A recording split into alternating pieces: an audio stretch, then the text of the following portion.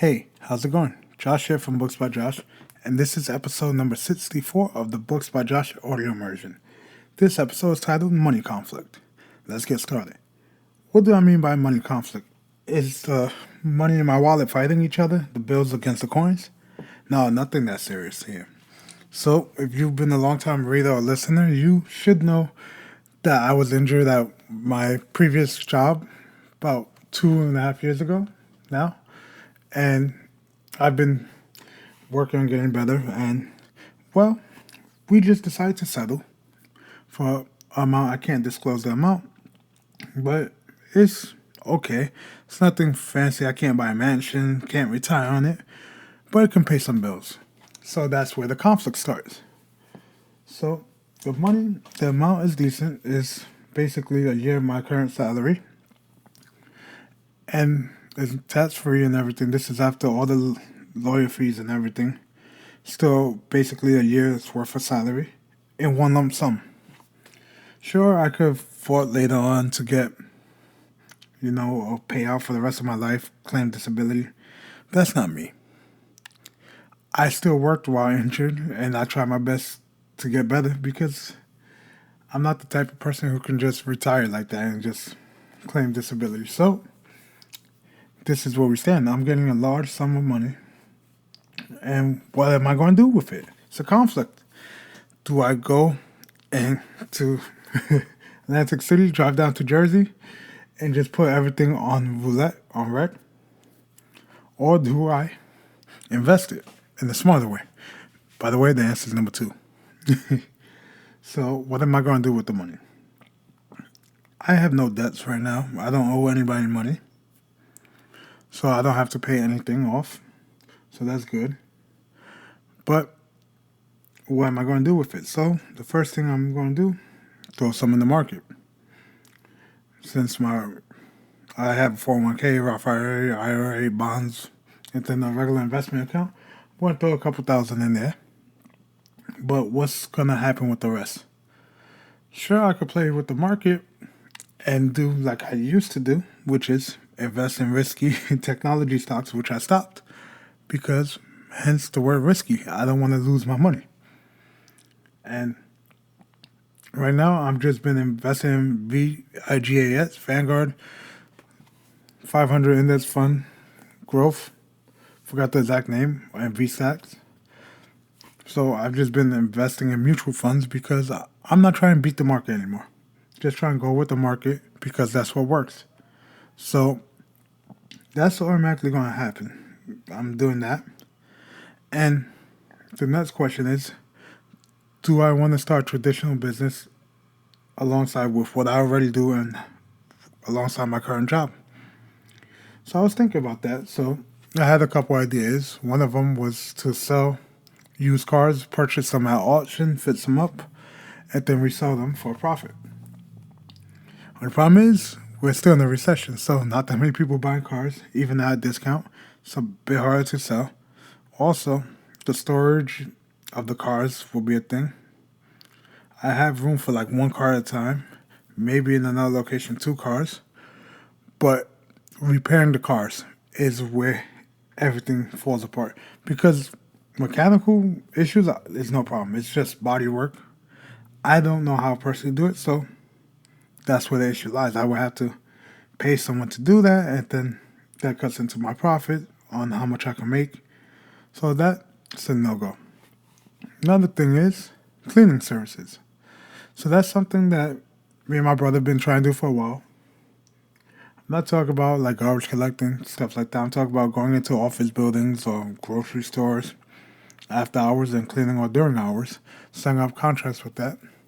So with this, there's money to be made, of course, especially now with the virus, with sanitizing down stations. We can do it. Overhead, of course, there's going to be overhead. You need umbrella insurance. So this is a good idea, of course. It's just a follow through, which is key always. And the third business I was looking at was with one of my old bosses to open up a cell phone store down south in the Carolinas. But with the way everything is, that wouldn't make that much of a profit as it did years ago, even a year ago, because of the virus, and nobody's spending money. So I know cell phones like the back of my hand, and even to this day, I still deal with cell phones at my current job, magically somehow. And it's not a hard thing to sell. And I know the industry because I've worked there over 10 years. So that was the other option. And then what I was actually thinking about would be to go into real estate. And this is where mind shift has to happen if I do this, because I will have to incur debt. I know what people say, oh, but it's good debt because it's making you money. There's no such thing as good debt, honestly. Because debt means you owe money. And as you've heard me say countless times, Poor Richard's Almanac says it. Don't incur debt. Pay for everything with cash. And even Dave Ramsey, Chris Hogan, everybody says it. Pay cash. But people like Graham Stephan say get a mortgage 30 years and then refinance at a lower rate and get your money back that you put in. But that's still incurring debt. And a longer debt because you're taking out basically like a HELOC when you do that. So that's the only thing. So I can purchase a home with a good down payment, minimum 20% to avoid PMI, but it's like it wouldn't be in my area because New York City, I can't buy anything for the amount of money I'm getting, not even for a down payment. And then to keep up with the mortgage payment, and in case the tenants don't pay, and the eviction laws here, nope. So it would have to be out of state. I would have to go through a agency to have them collect the rent and deal with the tenants because I can't have my phone ringing 24/7. Just today, I got 3 random phone calls, and I'm working.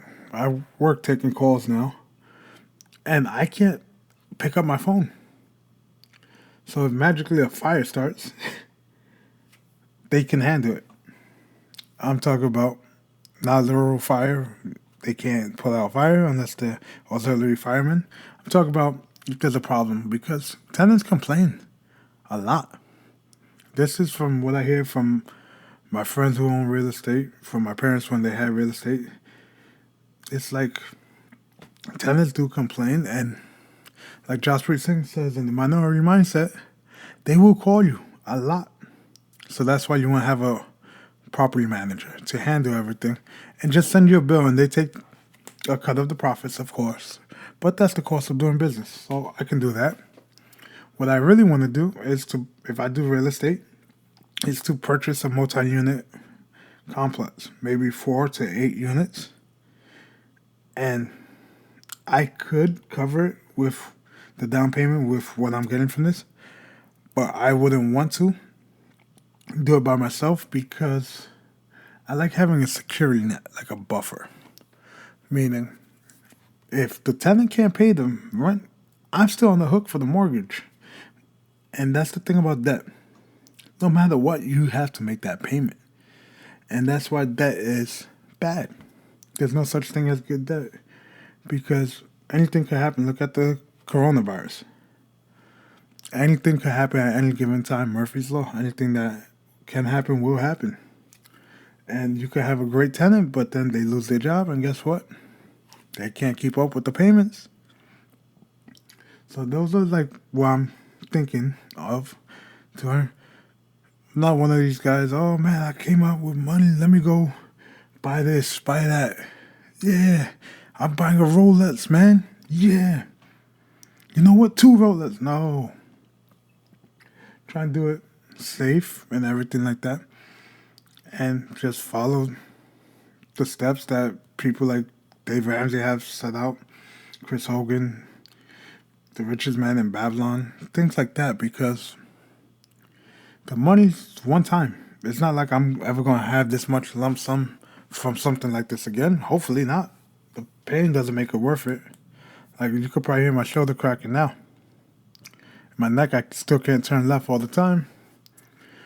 But I am getting a payment, and it's time to make that money make me money, like my friend Louis taught me. So that's basically where I personally am. And that's my money conflict. When is the money going to come? No idea. Whenever the lawyers send me the paperwork and everything, and then I'll take it from there. But that's it for this episode of the Books by Josh Audio Immersion. Take care, and I'll catch you guys in that next one. See ya.